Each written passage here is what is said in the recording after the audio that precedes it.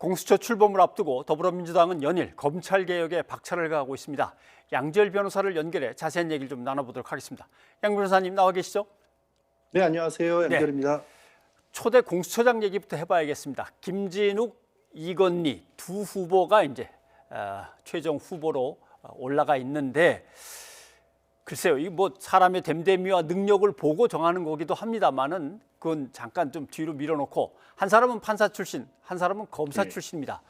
그래서 법무부 장관이나 민정수석이 검사들이 맞다가 요즘은 다 검사들이 안 맞는 쪽으로 가고 있으니까 판사 출신이 되겠구나 이러는 사람도 있고 아니다 이쯤에서 검사 출신도 한 번은 챙겨줘야 되지 않나 검사 출신이 될 거다 뭐 들려오는 소식이 혹시 있습니까?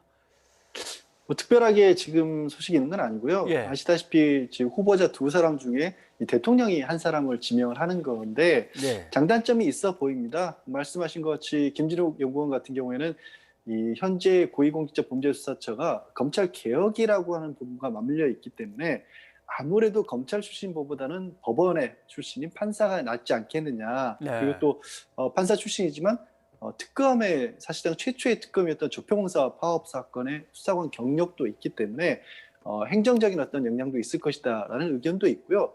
그에 반해서 그래도 검찰 출신이 아무래도 지금 뭐 지검장까지 지내신 분이기 때문에 공수처라고 하는 기능에 맞지 않겠느냐. 그리고 검찰 내부의 수사라든가 재판의 경험이 있기 때문에 이건희 현재 국민권익위 부위원장이 더 맞다라는 그런 의견이 만만치 않게 맞서는 것으로 보입니다.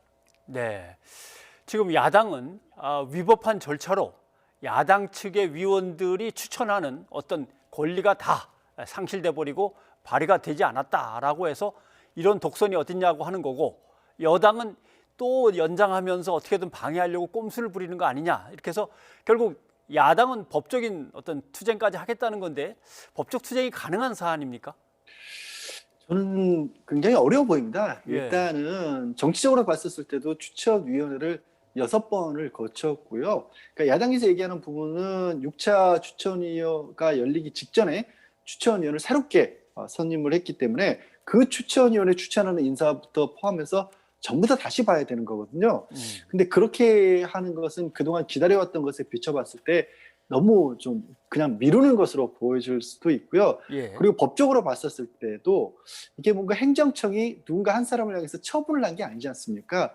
추천위원회에서 누구를 두 사람을 후보로 한 거기 때문에 어떤 법적인 행정청의 처분이 있다. 그러니까 재판을 해서 예를 들어서 최근에 있었던 것처럼 뭐 윤석열 검찰총장에서 불이익한 징계라고 하는 처분을 했다. 이런 개념이 아니거든요. 그리고 이제 지금 현재 추천위원회 추천위원장을 조재현 대법관이 맡고 있습니다. 예. 그러니까 이 의미가 법적 절차에 있어서만큼은 그만큼 또 엄중하게 진행을 했다라는 또 반론이 이미 그 자체로도 가능한 상황이라서 어떤 식으로 이 추천권 침해를 소송을 제기할 수 있을지 사실 저로서는 딱히 뭐 법적 절차 자체가 떠오르지도 않는 그런 상황이긴 합니다. 네. 여당은 내년 1월 공수처를 출범하겠다는 계획인데 야당이 계속 반발을 하고 있고 반발도 상당히 거셉니다. 인사청문회도 거쳐야 되는데 어떻게 로드맵대로 내년 1월에 출범이 가능하겠습니까? 일단 쉽지는 않을 것 같습니다. 말씀하신 것처럼 야당에서는 이 절차 자체가 전부 다 잘못돼 있다. 공수처 자체를 지금 부인하고 있는 입장이기 때문에 인사청문회 역시도 이 대통령이 어떤 후보를 지명하는지를 봐서 청문 절차를 아예 보이콧해서 참가 자체를 하지 않겠다. 뭐 이럴 경우에는 사실 인사청문회가 열리고 여당에서 청문 보고서를 채택을 하더라도 절차적 정당성에 있어서 하자가 있다는 주장을 아마도 야당이 계속해서 이어갈 수 있지 않겠습니까? 예. 그런 어떤 계획을 가질 것으로도 보이고요.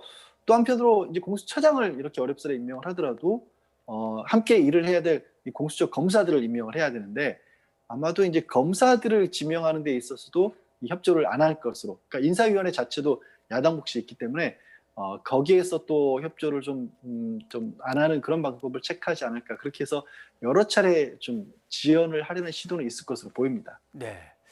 그리고 일부 이제 민주당의 의원들은 검찰청을 아예 없애고 그걸 공소청으로 바꿔서 그러니까 하다못해 어떤 거든지 수사를 못하게 하고 기소 담당만 하도록 이렇게 바꾸자라고 하는 건데 글쎄요, 헌법에 보면 검찰총장이라는 단어가 아예 나와 있기도 한데 이게 가능합니까?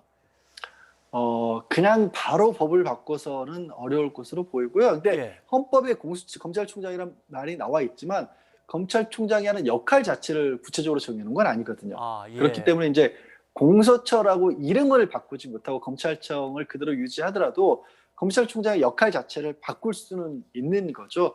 그래서 이제 지금 얘기하고 있는 부분들은 아마도 지금 기소와 수사가 경찰과 검찰로 나누는 부분들을 추진을 하고 있지만 그럼에도 불구하고 실질적으로 이 수사권 분리가 많이 이루어진 건 아니거든요. 예. 뭐 경찰이 가지고 있는 부분이 일부 불기소 정도를 할 수 있다라는 정도이기 때문에 그 부분들을 현실화시키겠다. 그러니까 조금 더 검찰은 이 재판을 유지하는 쪽으로 가고 경찰이 수사를 하는 쪽으로 가겠다. 이런 어떤 취지를 좀 강하게 지금 부각시키기 위한 법안이 아닌가 싶습니다. 네. 여권의 초선 의원들은 윤석열 검찰총장을 계속해서 흔들고 있습니다. 특검을 촉구하는 얘기도 나오고 그다음에 탄핵을 언급하기도 하는데 이낙연 대표는 탄핵 주장에 대해서는 선을 좀 긋는 것 같은데 그래도 초선 의원들은 당대표가 얘기를 해도 자꾸 탄핵 얘기를 꺼낸단 말이죠. 일단 강경한 입장, 그러니까 뭐 국회의원분들이 생각하는 생각이 다를 수도 있고요. 두 번째로는 이 윤석열 총장이 직무에 복귀를 하면서 예. 또 야권을 중심으로 해서 어떤 정치적인 얘기가 나오냐면 이 윤석열 총장에 대한 징계 절차 자체가 아예 잘못된 것이었다라는 아하. 정치적 주장도 나오거든요. 하지만 뭐 아시겠지만 이 윤석열 총장을 복귀하면서도 분명히 이 감찰 방해라든가 아니면 판사의 동향을 분석하는 문건 같은 것들은 잘못됐다라는 지적이 있었습니다. 그래서 그런 부분들은 이 본안까지 따져봐야 되는데도 불구하고 직무에 복귀했다는 것만으로 당장 윤 총장에 대한 어떤 감찰이라든가 징계 자체가 아예 정치적인 거 잘못된 것이었다라는 그런 어떤 야당의 공격도 있기 때문에 한편으로는 뭐 탄핵론이나 이런 것들이 좀 강경한 목소리가 나오는 게 그런 방어 차원에서도 나오는 게 아닌가 하는 그런 생각도 듭니다. 네. 윤석열 총장과 관련된 어떤 비위에 대한 징계와는 완전히 별도로 문제가 있다면 수사를 할 수 있는 사안들이다. 그러면 그 수사를 검찰이 하겠느냐? 결국 공수처로 네. 가져가야 된다. 이런 얘기가 나옵니다. 이건 어떻게 보십니까?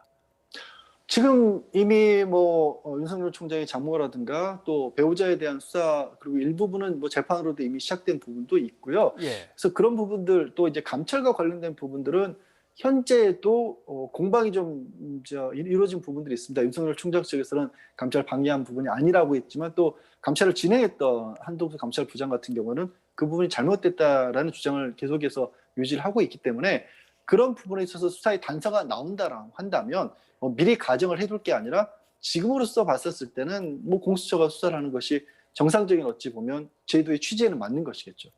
예, 알겠습니다. 양지열 변호사님 오늘 여기까지 듣겠습니다. 고맙습니다. 네, 고맙습니다.